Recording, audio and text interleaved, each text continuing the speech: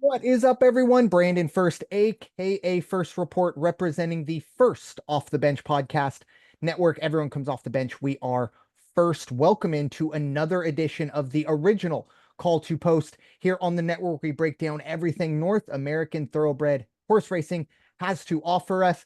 With me, as always, my friend and co-host Raider Jim Martinez. You can find Mr. Martinez at Raider Jim 1090. How you doing tonight, sir? Hey, I'm doing well. It's a little humid outside, sun's out though, and all in all, good day for some horse racing. We're getting the third weekend of Del Mar started today, and should be a fun one. Amen. Yeah, we got last week definitely had a lot of eyes on Del Mar. Saratoga will get most of the spotlight this weekend, but we do have a Del Mar race to break down, and that one plus the Whitney. Of course, we got two Breeders' Cup win and you're in races. That Del Mar, the Clement Hirsch, will get you into the Breeders' Cup Distaff, and the Whitney, of course, will get you into the richest race in North America, the Breeders' Cup Classic. Of course, all of those races will be here at our Seaside Oval, the beautiful Del Mar Thoroughbred Club. But yeah, before we do dive into this week's races, of course, we are going to take a look back to fantastic. I mean, a lot of really good races last week, but two that we really did focus on, of course, the Jim Dandy and the Bing Crosby. Raider Jim, your thoughts on those races? Oh, hey, well, what can we say about Bing Crosby? It was once again the rain continues on the West Coast, and I mean rain like the reigning champion. Uh, the Chosen Brawn just dominated the field. Uh, what else do you say about it? Yeah. I'm surprised the number didn't get as low. What I think he went off at like 3 to 5, which I mean, yeah, that's a really low number, but I think he was like 4 to 5 or even 3 to 5 on the morning line, and Yeah. it just stayed. You don't normally see that, especially the big name horse like Chosen Braun. You talked about like this truly is his domain. Yeah, it was a fantastic ride all the way around. He, again, never really challenged, just kind of sets his own pace and just has now he has just increased his number of trips to the winning circle, consecutive trips to the winner's circle. And he's not done. He'll probably be there a couple more times before the end of this year. Definitely. And then the hometown advantage or the home track advantage will be on full display in November. You know, I Yes, it look will. back at last year, Chosen Braun. I believe he went off around 8 or 9 to 1 in the Breeders' Cup race.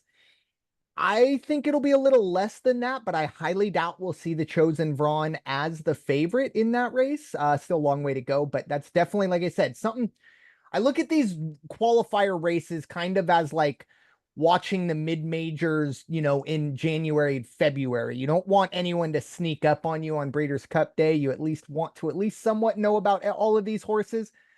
Chosen Braun for our East Coast friends who might not be nearly as dialed in on him. Keep an eye because, like I said, I don't think he's going to be a favorite, but I guarantee you his name will be brought up on our preview pod, and I would not be surprised to see that horse make you some money. But any thoughts on the Jim Dandy Raider, Jim? Jim Dandy. Now there was a good race. Let me tell you, uh, Pony Express came out and set a great pace and did very, very well all the way around. The first 5 furlongs into the race was actually leading, but hats off to John Velasquez, who was riding fierceness because he broke out fine. He broke out in second, and he just held that horse in the second position all the way around till they got 2 furlongs away from the finish. The one that and then Batten Down, the horse that got the Mm, show, Junior Alvarado did a great job with Batten Down. Unfortunately, Batten Down was giving it all it had the entire race and could never get out of that 3 spot and didn't, but still got the show.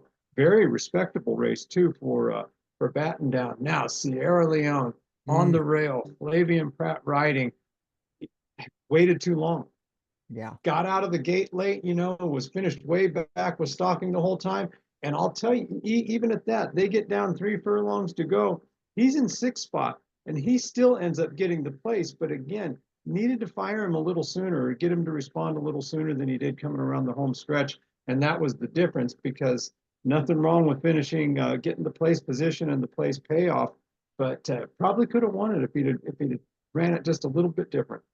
Yeah, definitely hindsight 2020. And, I mean, Flavian Pratt, will know or will forget more about being a jockey than I will ever know. But yeah, you're right. I did notice that Sierra Leone seems to kind of be the bridesmaid, never the bride. I want to say was a favorite in the Derby. I might have I mean, definitely one of the high favorites. Obviously, that didn't go well, and I believe came back, took the Preakness off, and ran in the Belmont.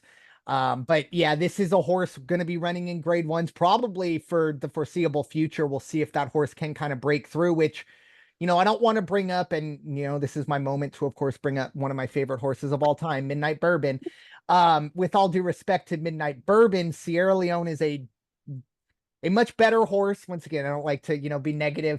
But it's a higher class. I think we expect Sierra Leone to get one of these grade ones coming up, wherever it will be. Midnight Bourbon, it was always, wow, maybe the ceiling is second place, and there's nothing wrong with that.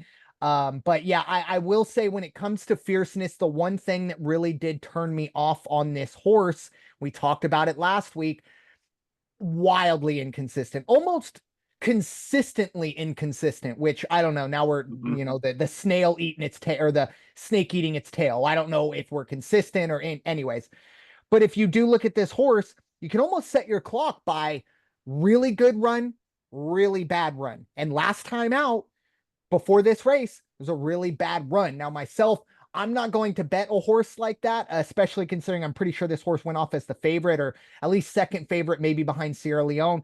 And so now it's kind of like you earmark, or put a bookmark on fierceness, almost fade fierceness. Try and ingrain that in your head. And you know what? If fierceness comes out and backs up this run with another triple digit buyer, okay, we'll adjust. But fierceness does seem like one of those horses. I don't know. Sometimes it wants to run, sometimes it doesn't. I mean, I think we can all kind of somewhat relate to that, work, stuff like that. But with fierceness, fantastic run. Don't want to take anything away from that horse, but I completely agree with you. I believe that was Sierra Leone's race to lose. And unfortunately, it did, or it came in second. Nothing to sneeze at. I'm sure the purse, the winnings were just fine for the connections, but definitely very well could have seen Flavian send that horse a little earlier, and maybe we are talking a little differently about Sierra Leone right now. But once again, this isn't a audio Sierra Leone to the grade one division or anything like that. Again, we're going to see this horse at this level going forward, probably for a very long time. And I would not be surprised if we kind of look back on this as kind of like, the early Peyton Manning of like, oh, he can't get over the hump. And then, he won a few and it was like, okay, everything's good now. But yeah, he had to Peyton Manning had to go through what, 5, 6, 7 years of being asked, oh, do we have Dan Marino 2.0 here?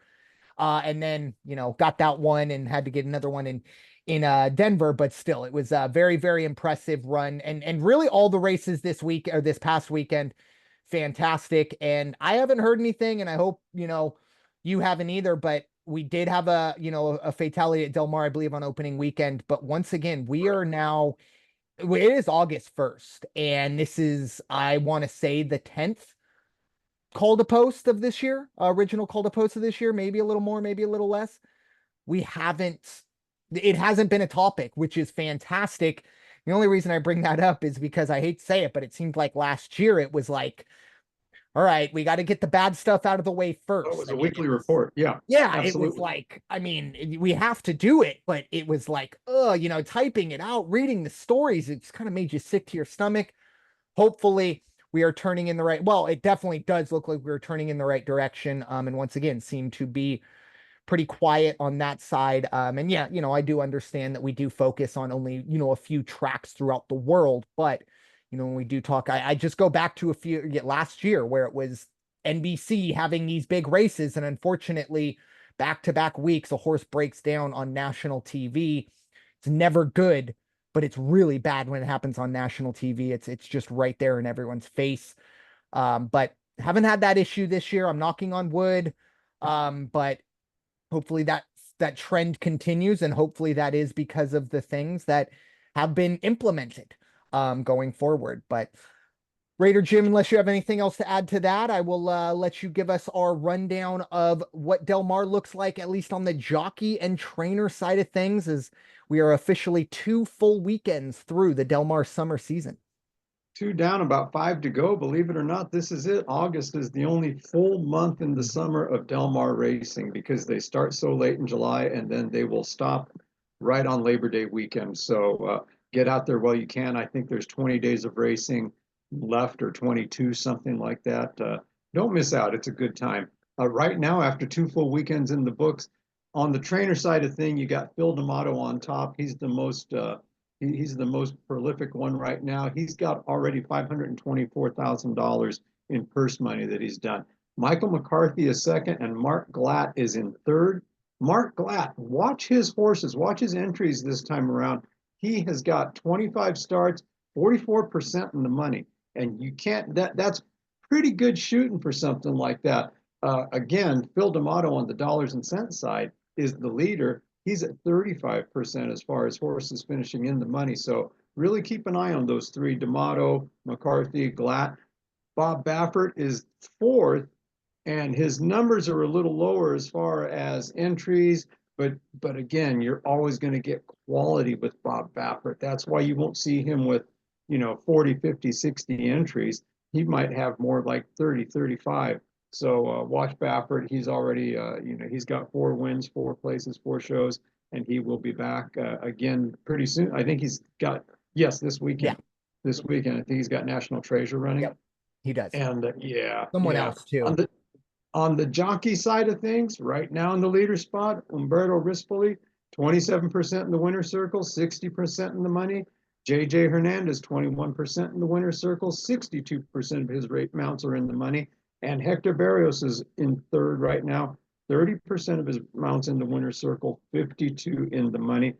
You can really see the impact, and this is not to take away from any of the riders by any stretch of the imagination, but you can feel the absence of Flavian Pratt, who was a staple at Del Mar for the last several seasons, but is now focusing back there on the Saratogas, on the New York Racing Association tracks. So hopefully he will get out pretty soon before the end of the Del Mar season. I know we'll see him here for the Breeders' Cup, that's for sure, but you do miss him on the track.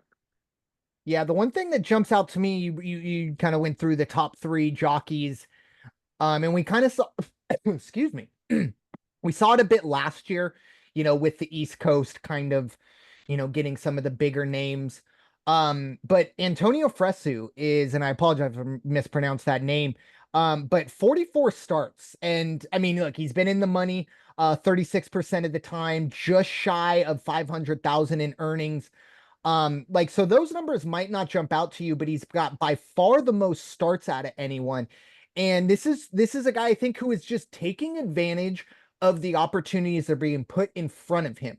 Now, once again, kind of like you said, I'm not sitting here and saying these guys are second fiddle or anything like that, but this is a guy, and I mean, I don't know him and I don't know really anything about him, but 44 starts compared to, some of these other jockeys. I think some of the other jockeys are maybe picking and choosing, and Fresu's going, whatever you got, I get me on board. I want to be, kind of similar to where we were 4 or 5 years ago, learning about this Rispoli kid.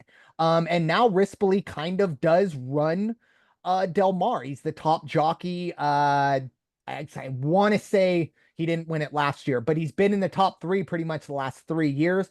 The one question I have for you, Raider Jim, and I hate to put you on the spot, and if you don't know, it's fine. I'm looking. Did Jersey Joe Bravo move his tack again? Because I don't see him back east. Wow. So it was just a fun little.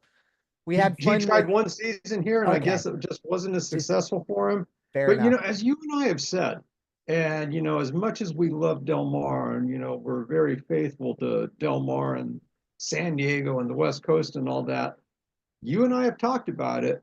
You look at the purses in Del Mar, you look at the shortened season, and you look at the Saratogas, and it's just, it seems fiscally it's a better play for these guys. That's why you usually see, that's why the Ortiz brothers stay out there Yep. with all their success. And who knows, maybe that is why, Flavian has decided to go back to the East Coast for a bit.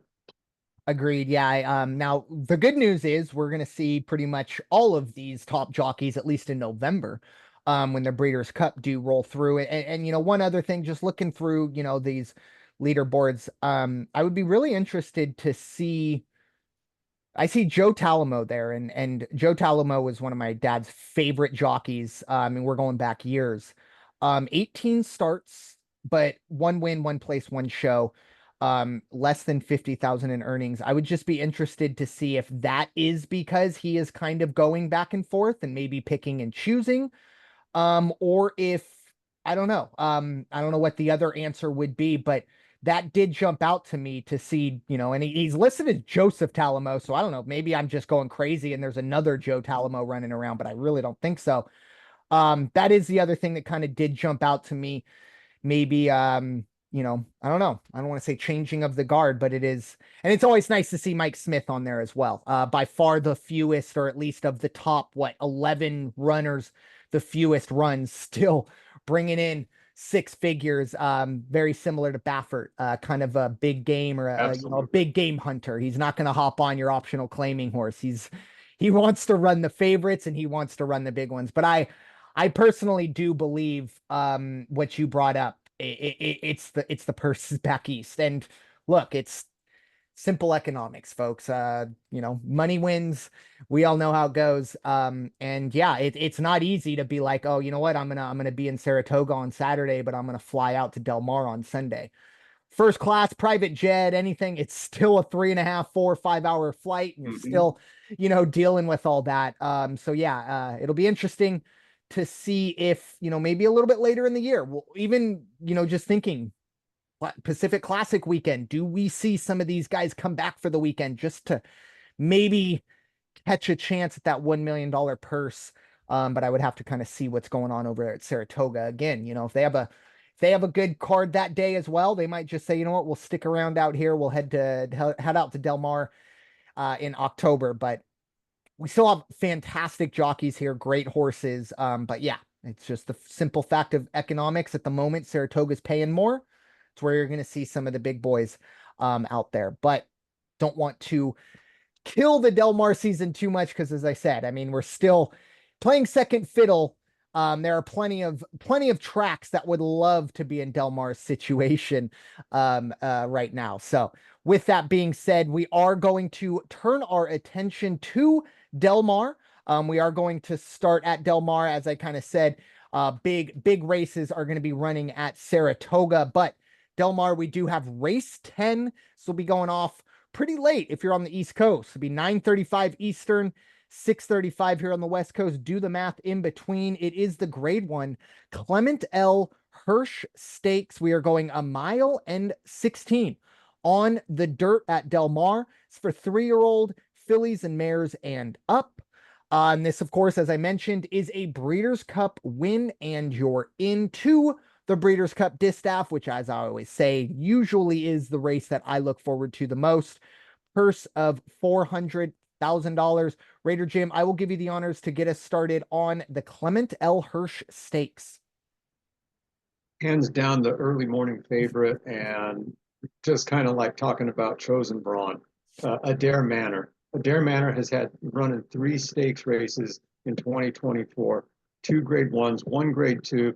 And what did they do with that? What has he done with those? Got a place, got 2 trips to the winner's circle, and just has fantastic, amazing speed. Already at 3 to 5. Don't be surprised if it goes down to 1 to 5 by the Saturday morning. Hovers around 1 to 5, 2 to 5. Maybe we'll get lucky and it'll do the chosen brawn thing and stay at 3, get back up to 3 to 5. And you can still make a little bit of money with a fairly safe bet if you're betting on a Dare Manor. Now, after that, there's a horse right next door running out of the 3 stall, and that is Skyla. I'm really not sure on the pronunciation of that. 4-year-old Mike Smith on board. This horse has actually had is on 3 straight trips to the winner's circle, starting with an allowance claiming race, then went to a grade 3, the Shawnee Stakes, and the grade 2, the Fleur de Lis Stakes. Let me tell you what, Mike Smith on board with a caliber horse like that, anything can happen. At 6-1, you got good value, and it's definitely worth a look. Definitely want to put that one on your ticket. And then after that, it's, call it sentimental favorite. I go all the way to the end. I go to the 8th spot. Pretty Mischievous, and with that kid's on board. Umberto Rispoli's on board. At 8-1, again, another good value. So you've got 8-1 with the 8 horse, 6-1 with the 3 horse. Not bad to fill in your tickets for either the exacta or trifecta, and then mix it up. Take a Dare Manor out of the exacta thing, box of 3 and 8, and if you get lucky, who knows? Only other horse that I might say you want to give some look at, and that maybe it would come up and do something underneath. And at 12-1, lots of value, and that is 6 horse Sugarfish. Sugarfish has some speed, believe it or not. This horse is maybe has not performed, in stellar fashion like in a Dare Manor, like a Silo, like Pretty Mischievous, but Sugarfish has been having good workouts. Kentucky horse, and it should be running well on up on Saturday. Yeah, this is a chalk race. We just got to call it like it is. Though Adair Manor, by far the class of this field, defending champ of this race.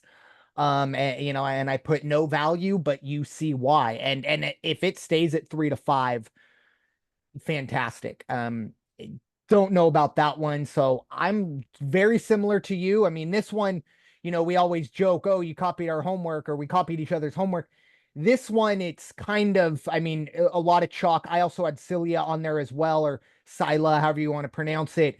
6-1 is a fantastic number considering, I mean, this horse, looking at its last 6 runs, only 2 of them have been even money or higher, and even those were pretty much even money anyway. 1.2-1, 1.1-1, and I mean 0.9-1-1. So this will be the first time we've seen this horse run at a number like this. You do know why when you do watch a Dare Manor run. The other one you obviously did bring up, Pretty Mischievous. Look, this is a great horse at 8-1. I just think it's a bit overmatched. This is a horse that's been running in grade 1s at least the last 6. Let's see. Yeah, going back to the Kentucky Oaks earlier, I'm sorry, last year. But since then, Acorn, Test, Cotillion, Latroinen, and the Ogden Phipps. And while it has only won 2 of those, still to be running in this class, a Dare Manor and that type of talent isn't going to surprise this horse. The other 2 horses that I have just as pure value picks, the 5 horse Desert Dawn, very, very consistent. 94, 89, 90, 90, 89. Now, we are going to need to improve on those numbers, but this is a horse that has shown the ability that, look, something crazy happens, or maybe the pace a little slower than we expected, and this horse gets a bump up to 98. Once again, that's a big jump, but this could be a great place show ticket. And then the other one for me is the 4 horse right next door to Desert Dawn. This is Coffee in Bed. This is a horse that cost $500,000 at the Keeneland sale, has shown glimpses, very inconsistent, but seems to have kind of regained its form, if you will. A West Coast horse, has been at Santa Anita or Del Mar, so it's going to have that, familiarity. The numbers don't jump out to you, but 15-1 for a horse that cost $500,000 at the yearling sale might make it onto my ticket, just to kind of see, hey, what was expected, or what did they expect to see out of this horse. Still only 4 years old, has made just shy of 300,000.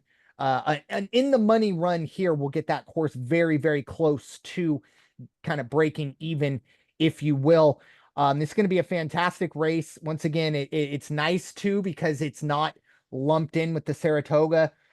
Saratoga is going to be pretty much done and dusted by the time this race goes off. So you have plenty of time to kind of, rethink this and check out those numbers. Because as we've kind of alluded to, Adair Manor, fantastic, but 3-5 and probably even less, good luck. You're going to really have to drop some money to feel good about that one. But moving on across the country, we are heading to Saratoga.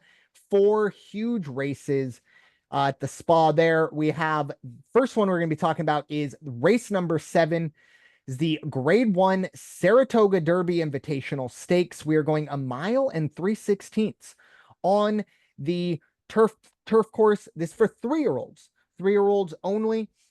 Purse of $600,000. I'll start this one off. There's a lot here. So I'll get through this pretty quickly. The horse for me that I think, and for everyone, I believe, I think it is the favorite. It is the 4-horse. It's Diego Velasquez. Kind of an odd name for a horse. No, not the jockey, not John's brother or grandfather, or anything like that. No, this is the horse. But there's a horse that was also bred in Ireland. And you got, of course, Aidan O'Brien, who is a turf king. This will be Diego Velasquez's North American debut. So keep that in mind. However, the numbers have been amazing. I am going to throw out, there was a King Edward. Oh, I'm terrible with Roman numerals. I think that's the 7th. King Edward the 7th Stakes. Gotta love those names. Out at Ascot was just as bad as you could run. Anyways, outside of that, this horse has been good. I don't think there's going to be a ton of value, so I'm looking elsewhere. And I find myself first and foremost looking at that 2-horse, Cugino. This is Irad Ortiz aboard. Interesting for me here to see Flavien Prat off of this horse, ran this horse last time out, won with this horse in an ungraded stakes race, and now Irad Ortiz jumps on. I kind of, in my notes, I put not a bad trade. Keep an eye on Cugino. It's a horse that has consistently gotten better. Last time out, will stretch out just a minor. Oh no, I'm sorry. I misread that. No, this will be a perfect race for it. But ran in 91 last time out. If that can kind of be improved on just a little bit, I think Cugino might be able to give Diego Velasquez a run. I also do like the 5-horse. Deterministic. Very good workout at the Saratoga turf. This was going to be last week, running pretty much the second fastest time out of 75 on that turf. Very consistent horse, very even. Even keeled. It can win early, it can win late, it can stalk, it can set the pace, it can do a bunch of things. We'll see how that goes. We are stretching out just a bit. Has ran at this length, but hasn't been great, hasn't won at this distance. So keep that in mind. And then some of my underneath picks, some definitely long shots here. Royal Majesty, it's 12-1. You got William Mott and Jose Alvarado aboard. Very consistent, and the speed numbers are moving in the right direction. We do need a big jump. Its career best was an 85 last time out. That's not going to get the job done, but if this horse can improve on that at 12-1, maybe a play show ticket. I will say, however, unfortunately, this horse has raced against pretty much majority of the horses in this field and hasn't beaten any of them. So once again, that's kind of why it's the long shot. Another one is the 8-horse, White Palomino. What's interesting to me sometimes is when jockeys have essentially, and I don't know the exact situation of it, but I have to assume that Flavien Prat probably had a choice of either White Palomino or let me just make sure I have this one correct, or Cugino. Yes, thank you. So once again, I don't know if it's always as cut and dry as that. Well, Flavien Prat seems to have chosen White Palomino. And once again, Flavien Prat knows a lot more about this stuff than I do. Once again, I might be a little off base on that, but I do sometimes look at stuff like that. And at 8-1 on the outside, I think now the post position isn't great because this horse does want to be on the lead early. So that does give a little bit of concern to me, but Flavien Prat, I think, really likes this horse. If Flavien likes this horse, I like this horse. And I believe there was one more. Yes. One final one. This one is not really a long shot. This is kind of more of a chalk trifecta. It'll be the 3-horse Legend of Time. I will need to see this horse run better in North America. Has had 3 runs in North America, haven't been terrible, but haven't been at the level needed to win in this race.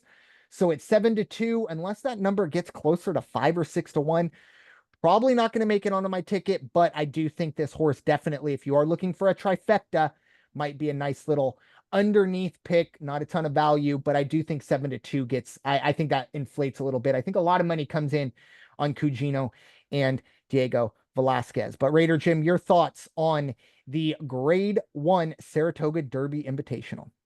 Yeah, nice race, good field. There's only one that really stands out as a horse that kind of put in there just to, push it to 8 entries, I guess. And that's the one horse, Izzy Dioro. But Izzy Dioro, even 30-1, Izzy Dioro is actually one of the 4 horses listed as the pace setters for this race. Breaks out well out of the gate, just doesn't have a lot of gas in the tank to get all the way around and maintain the speed. But the pace setters in this race are the 1 horse, the 2 horse Cugino, the 8 horse White Palomino, and that 5 horse Deterministic. Now, when it comes down to how am I putting my ticket together, like you said, I think it's Diego Velasquez is going to have it, and you have no value right now. It's 2-1. It might just go off at even money. Who knows? I don't think it'll go beyond even money. I think it'll stay right around there. And then I do like Cugino. Irad Ortiz, he and Flavian are still battling it out for who's going to win the East Coast Crown, but they're within just a few $100,000 of one another right now. And this is a great mount for Irad. So I think this horse is going to really, really perform.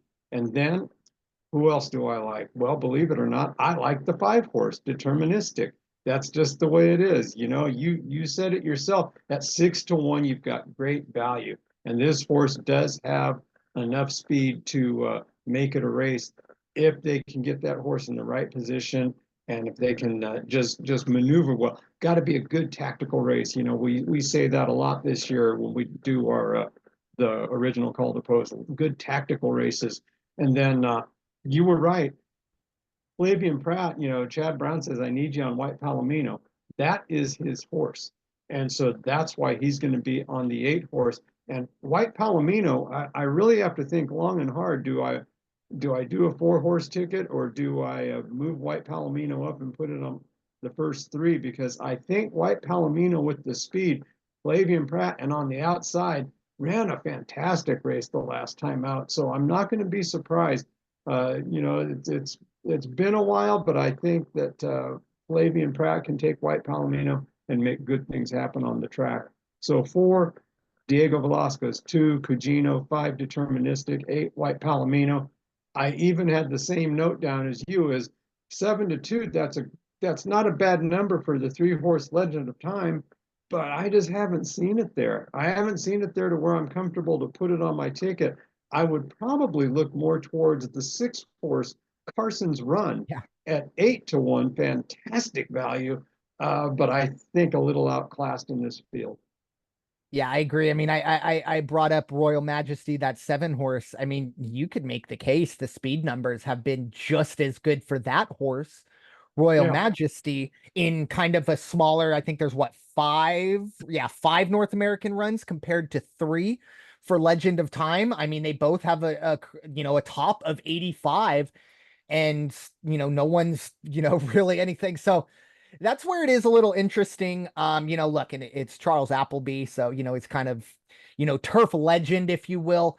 But yeah, that's an interesting one, and who knows? The odds makers definitely know more than we do, but sometimes they do get it wrong, and I'm gonna willing to bet that they got this one wrong. I just think there's so many other opportunities to get some value, and you know what? If Legend of Time does make it in the money and blows up my ticket, it is what it is. But at some time, you have to just kind of look at these things, and you got to kind of make a decision real quick, or something like that. And the numbers, it's just not adding up for me, especially at that price. Would not be surprised to see if that number gets, like I said, 5 or 6-1. And some of those other numbers maybe do come down because of what I just did mention. But that Saratoga Derby, I mean, that's only race 7. That's like kind of the first of the graded stakes races, and we're giving out $600,000 just to kind of go back what we were talking about with the jockeys and why they're I back. was just going to say, case in point, $600,000. The next race we're going to talk about, $500,000. Those 2 races by far and away surpass the total purses for Del Mar this weekend. Yeah, You only the just can't grade compete. 2. I think the Troy is the only one. Yeah, it's 300,000. The Clement Hirsch is the 400,000. But yeah, all the three big grade ones. Yeah, a lot more money being passed out before we even get to the Whitney, which is a cool million. But yeah, it is what it is. Look, I've never been to Saratoga, the city, or the state of New York. But look, here in San Diego, there's just a lot of things to do. I think Del Mar, spending a summer day in Del Mar at the track is top three for me.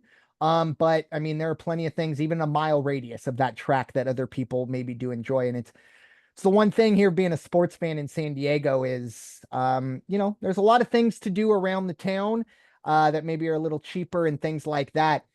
So yeah, you do kind of wonder if, the money not being passed out as much, but just to kind of, show you or at least kind of really say, hey, look at these differences in the numbers. That's kind of why we are seeing a lot of these big time jockeys back east. But we will make do with what we got here. Still fantastic horses, jockeys, and trainers connections. But moving on to race number 8 there at Saratoga. This is the grade 1 test stakes. We are going 7 furlongs on the dirt. This is going to be for 3-year-old fillies.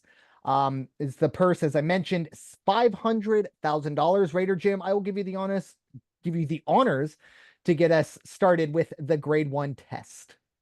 Small field, fast field, and hands down, the horse that's going to win this race is the 4-horse Ways and Means, trained by Chad Brown, going to be ridden by Flavian Pratt, already at 7-5. So this is not one of those races where there's a lot of value, but going to be a good horse to watch.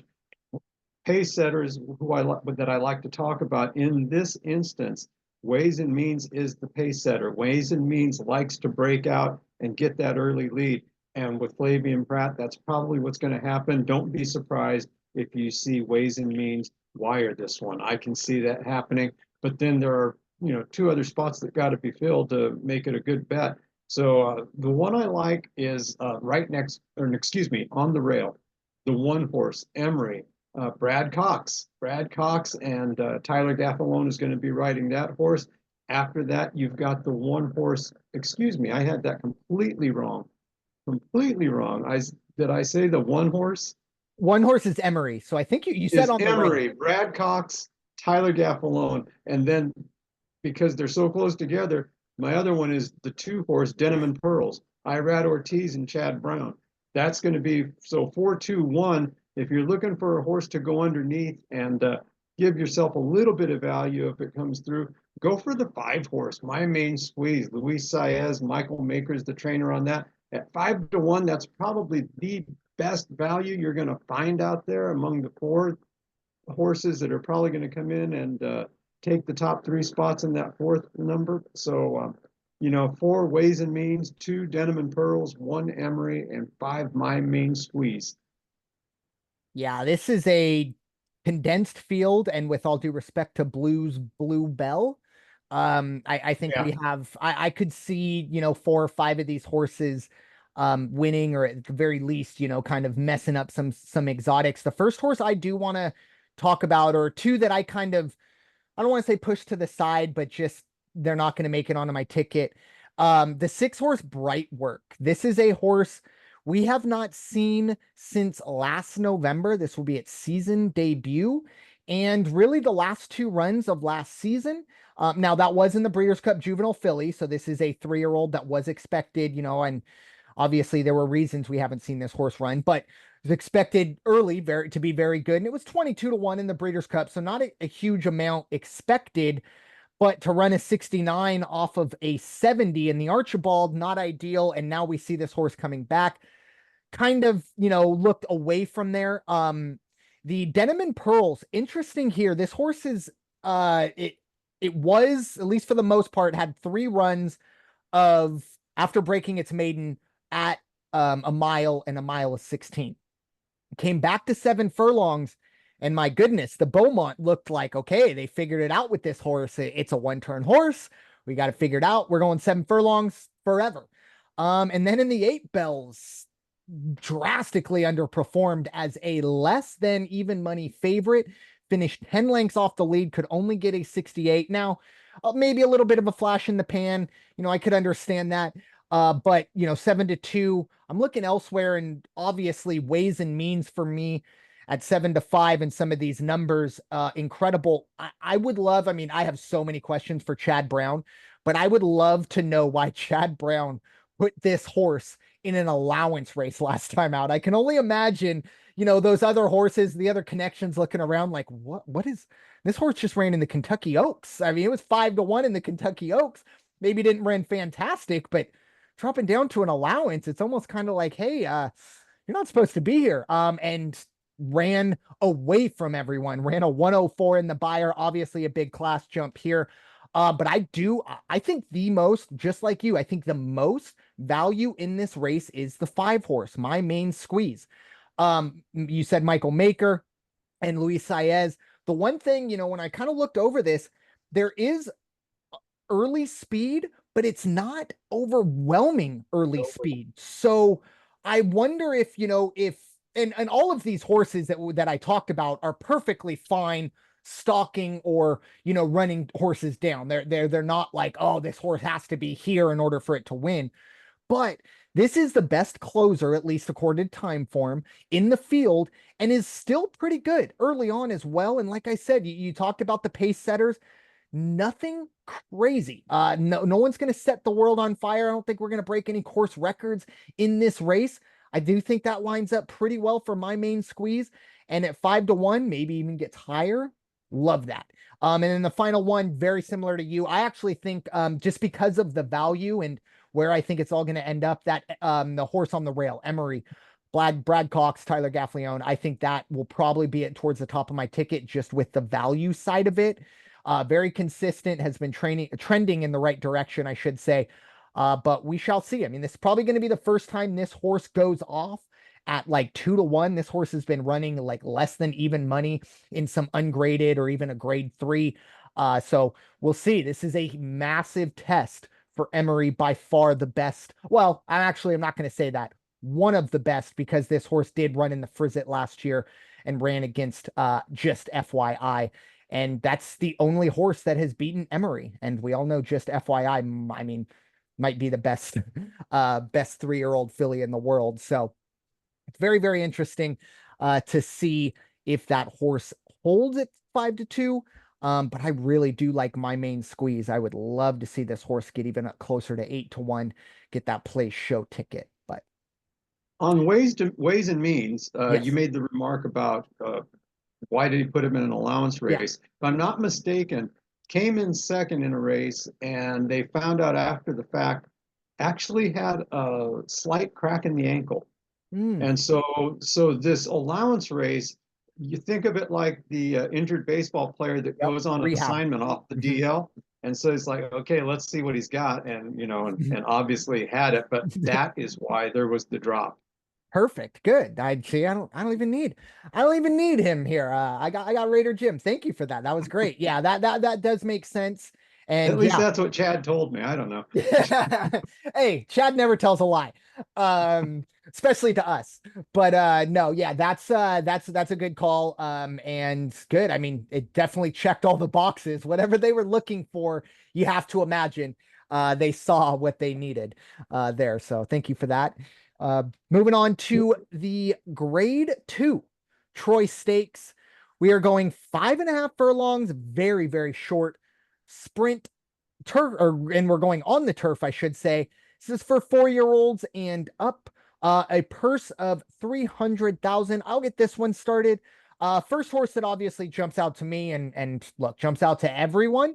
Has to be the 6 horse. It's Cogburn. This might be the best turf sprinter in the world. I mean, you look at the numbers, last 6 races, its lowest run has been a 92, and its last 2 runs in the turf sprint and the hyper, 107, 111 respectfully. So this is a horse that is probably the class of the field. Steve Asmussen has been looking around, and this is a horse that has made him plenty of money.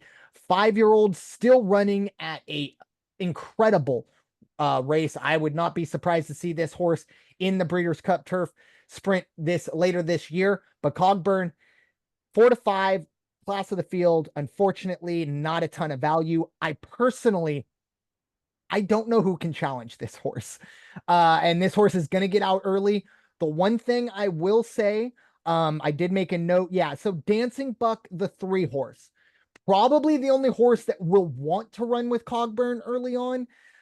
So it's always maybe a little bit of a question of, does this horse kind of turn into the, the I forget the name of it, but the dog that the greyhounds chase or whatever, the kind of what Cogburn goes and runs, and maybe runs himself out. But even then, like, I think Cogburn is still head and shoulders above the field everywhere else. So I'm looking for value. So on the rail, I see Mischief Magic. This is a horse. Obviously, I'm a big fan of any European horse that can run on the turf, especially when you have Charlie Appleby, being the trainer there. 5.5 furlongs, Mischief Magic. 3 runs in North America, kind of since coming over, have all been really good. Unfortunately, 2 of the 3 have come against Cogburn, and that did not happen. That was the turf sprint and the hyper. Still good runs there, but will need to improve to get into the winner's circle. But at 6-1, a lot of value for a horse like Mischief Magic. And then some underneath stuff. The 8 horse, Grooms All Business. Big question mark here is the big class jump. This is a horse that's been running in ungraded stakes races and has been running well. Will need to get into the triple digits, more than likely to get in the money. But once again, 8-1. Like, someone's got to come in second and third here.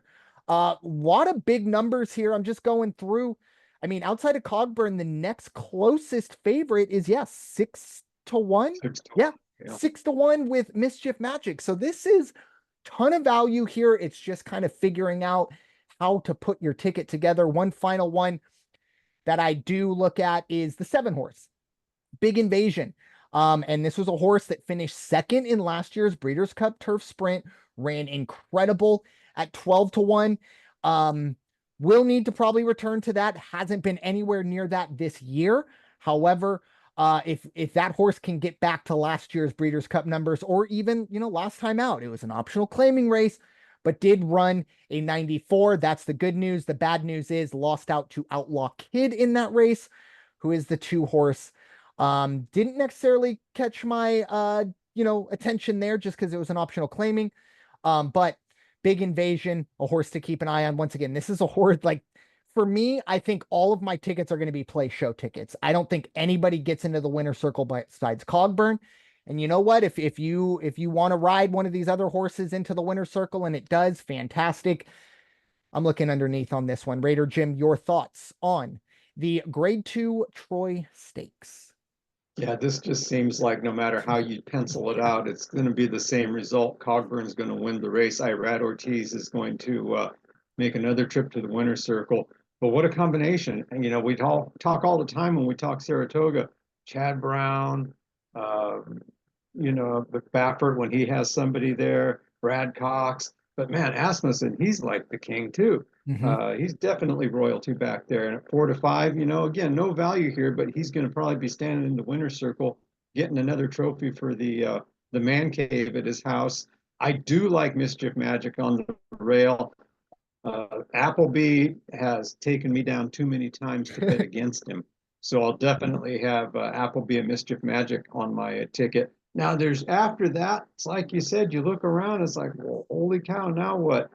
There's a horse out there that it's definitely a step up, but you do have Tyler Gaffalone on the saddle. And that is the 10 horse, Whitty. And let me tell you, at 12-1, if Whitty can make it happen, and if Tyler can make it happen, that's going to be a decent payoff on a place or a place show ticket. So I like the 10 horse, and I also, like you, I like the 8 horse Grooms All Business. But this is another one of those. There's a little bit of value to be made on the place in the show, or if you get the trifecta or superfecta, that might be a fun way to play it around, and then still, you get the sure thing with a Cogburn, who I don't see an upset happening in this race. So you've got Cogburn, Mischief Magic, the 1 horse, Grooms All Business, the 8 horse, Whitty, the 10 horse. I mean, I think that's pretty much the ones I'm going to go with. Yeah, one more to throw in there once again, just because, like I said, I think there's a ton of value. This is a very interesting horse. I just kind of caught my attention right now. The 4 horse XY Speed um has been running Yeah. in handicaps and optional claimings. I mean, I for the past uh I, uh, at least 2 years. I don't want to mess up my whole notes here by looking at all 37 of his runs. I think there might have been an ungraded stakes race in one of those 37, but for the most part, this horse that's been claimed multiple times, been running an optional claiming, but its last 3 runs, 102, 99, and 99. Now, once again, not on the level of what we're seeing here in terms of the class, but 12 to 1, and some of these numbers are going to get inflated and some are going to get shrunk, no doubt about it. But if XY Speed's still sitting at 12 to 1, another play show ticket that, we might look back on and go, man, this horse came in second or third. And then you look at those old speed Mhm. numbers and go, how did that sneak by me? So once again, a lot of value here outside of Cogburn, because I think for both of us, this is kind of like, when we're watching UConn in the men's tournament. It's like, well, 4 of the 5 players could get COVID, and maybe that'll give them a shot. I mean, like I said, Cogburn could scratch. Maybe that's the shot that they need. But that's the only way I think we don't see Cogburn in the winner's circle. Fantastic horse, and it's going to be interesting to see what's next for this horse. Like I said, I have to imagine we'll see this horse in the Breeders' Cup come November, regardless of what we see this weekend. But now it is time for the main event. It is, of course, the Grade 1 Whitney Stakes. As I mentioned earlier, this is a win and you're into the Breeders' Cup Classic. Again, the richest race in North America. We are going 1.125 miles on the Saratoga dirt. The Grade 1 Whitney purse of 1 million. Raider Jim, I'm going to give you the honors. What you got for us for the Whitney? Another one of those. There's only one horse that's going to win the race, and who's going to come in second and third, and that's going to be Baffert. Bob Baffert and Flavian Pratt teaming up for the 3 horse National Treasure. This is another one of those horses that's kind of like most of the time in a field of its own. Can't knock the speed. You can't knock what it has, the performance at all. And pull this up here real quick. Yeah, I mean, had a rough time over in Saudi. Came in fourth in the Saudi Cup, but still, won the Grade 1 Hillendale. Came in first place. Won the Pegasus World Cup Grade 1 back in January. It's just an extremely fast horse. Flavian Pratt knows this horse. It's going to do very, very well. I don't think it's going to be challenged, but if anybody's going to be there and at least making them really, really, really go, it's probably going to be Bright Future, the 9 horse. I do like Bright Future, and at 5 to 1, and the way he's been performing, uh, Todd Pletcher's got this horse doing all the right things. And then it's not as cut and dry as you might think. There's First Mission at 9 to 2. Gotta like that. Laurent Giroux and Brad Cox. That horse is good, also a performer. Croupi, the 7 horse, was a maybe. And at 15 to 1, fantastic value. I just think this is way too much race for this horse and a little too inconsistent. So, I'll keep an eye on the numbers, but I don't think it's going to end up on my ticket. However, again, sentimental pick. That 10 horse, Skippy Longstocking. Jose Ortiz, Irad's brother, and at 8 to 1, Saffy Joseph's training. You got a good value for a pretty decent horse out there. Only has to do it this one time. This is it's inconsistent, but at the same time, a very, very fast horse. And I won't be surprised if this horse doesn't end up in the money. Then you also have, let's see, I think those are my top ones right there. National Treasure, Bright Future, Skippy Longstocking, and First Mission. Yeah, this National Treasure, definitely the class of the field here. The one thing I will say, just to kind of like, I was maybe throwing things like, trying to find a way to, oh, sorry, got very distracted there. Trying to find a, way to punch a hole in this horse's armor or something like that. there is a lot of early speed in this race. I think now National Treasure has by far the most early speed, but I think there's going to be 5 or 6 horses that are going to want to make it on to, or at least be on the lead heading into that turn. What does that do? Flavian Pratt, he's ready. He knows what he needs to do, but how does that kind of, uh, you know, continue? Is there a horse that kind of runs National Treasure out? I don't think so. But once again, if you're trying to find a way that anybody could beat this horse, maybe it is that. Once again, a lot of early speed that might run this horse out. Some of the other horses that did jump out to me, I also do really like First Mission. Underperformed last time out. That Stephen Foster went off as less than even money and finished in fourth, for a little bit 4 lengths off the lead. But I do probably believe if anybody is going to be a true threat to National Treasure, it would be First Mission. Now, looking underneath, I do have, oh no, I'm sorry. I have one more kind of chalk horse. You brought up Bright Future, Todd Pletcher, Javier Castellano.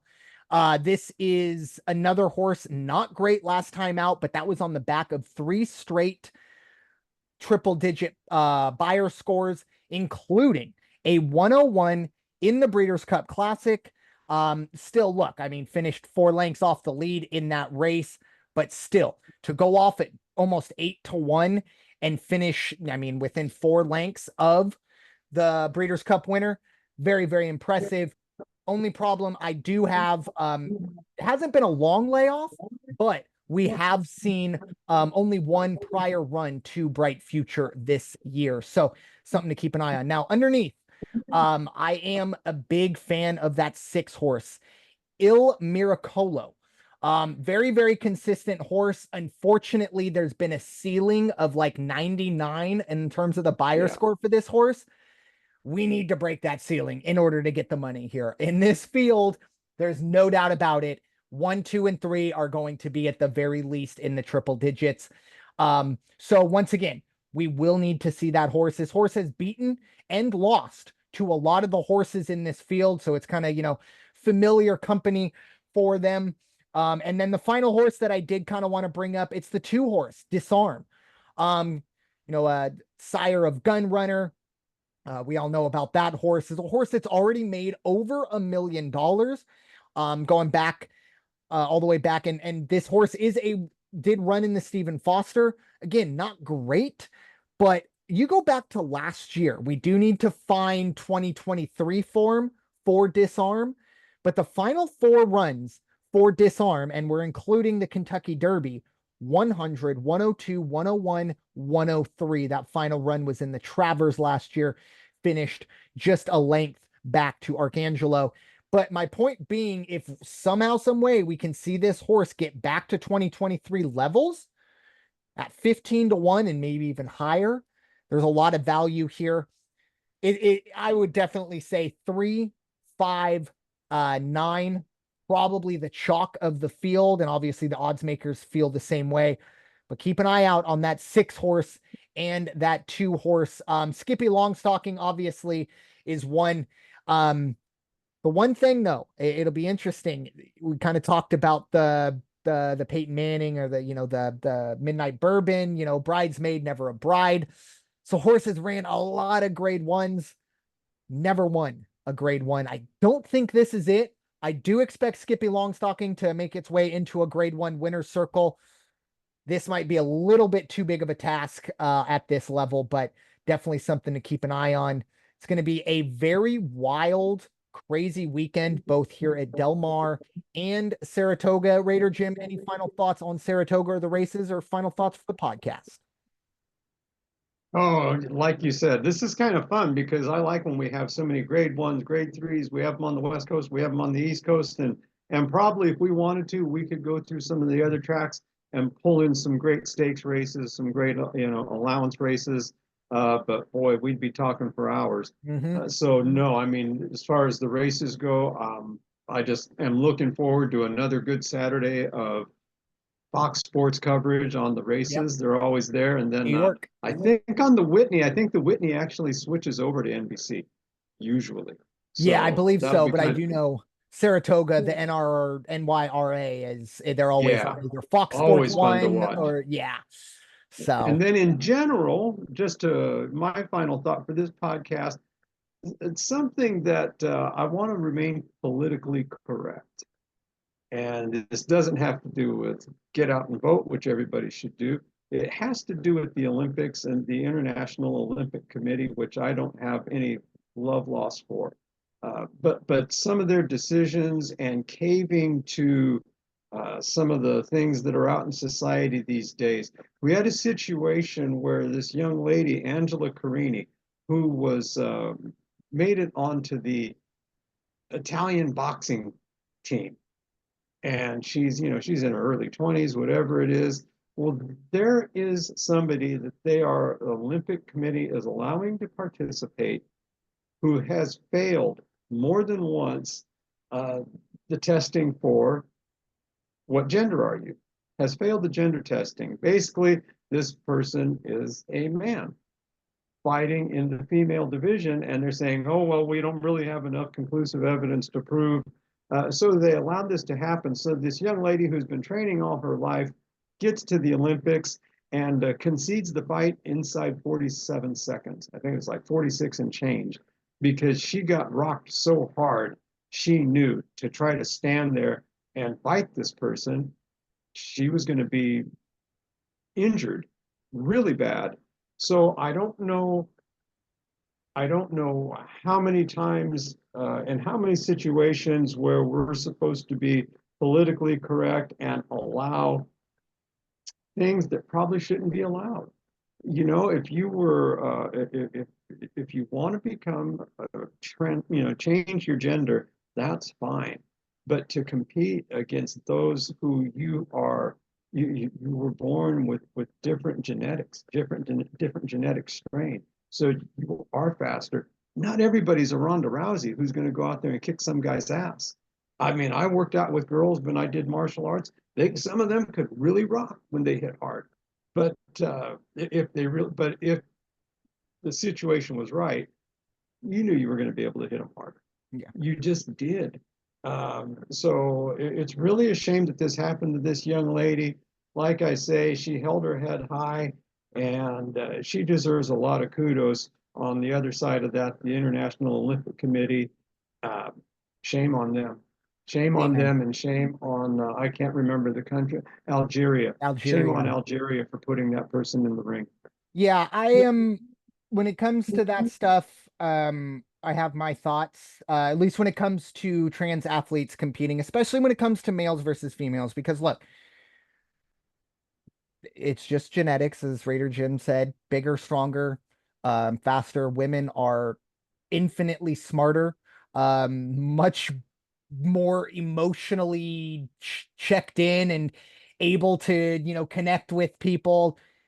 All right. But you cannot, if you want to swim against the ladies and all that stuff, okay, fine. You can, win your trophies, fine, whatever.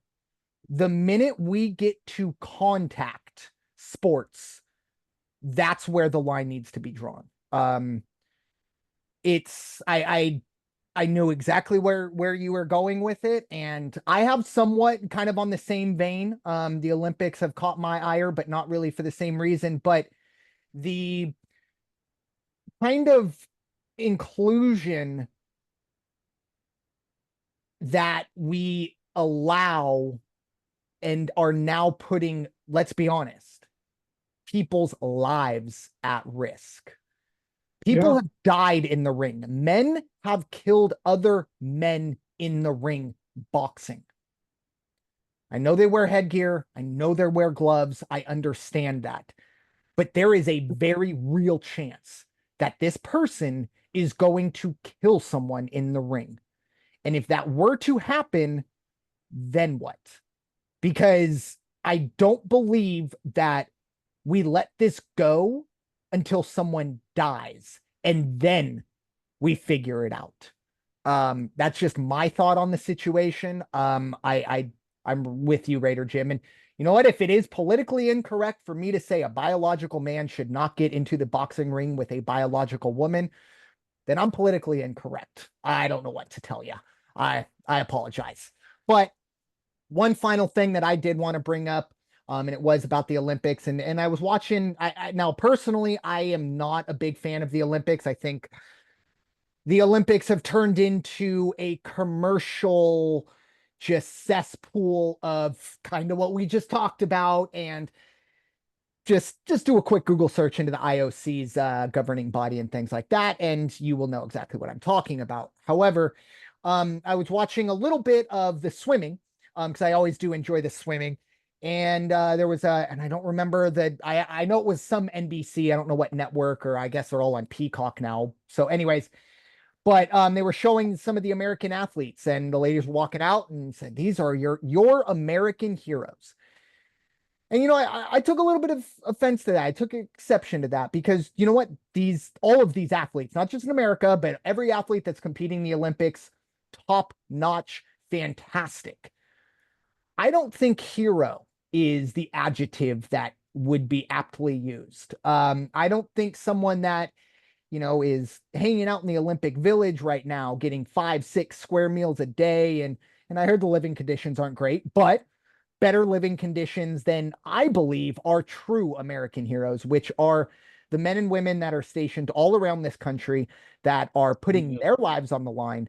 No NBC, no Olympic ceremony, no gold medal. Their gold medal is getting to go home to their family. That is heroic.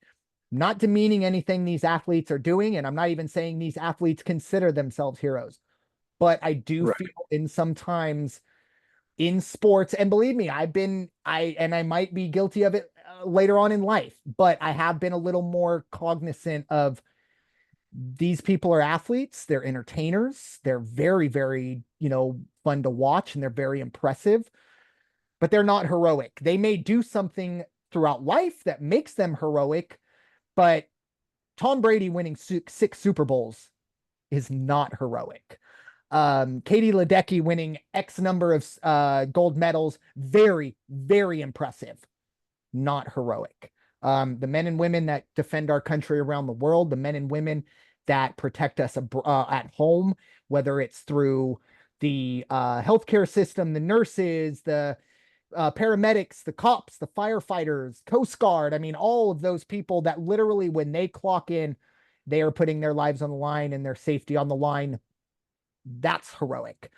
I don't think going to Paris and swimming 4 laps in a pool faster than everyone else, while it is impressive, that's not heroic. But with that being Yeah, said, it's fun. oh yes, You say that, and you're the misuse of the term or the word heroic.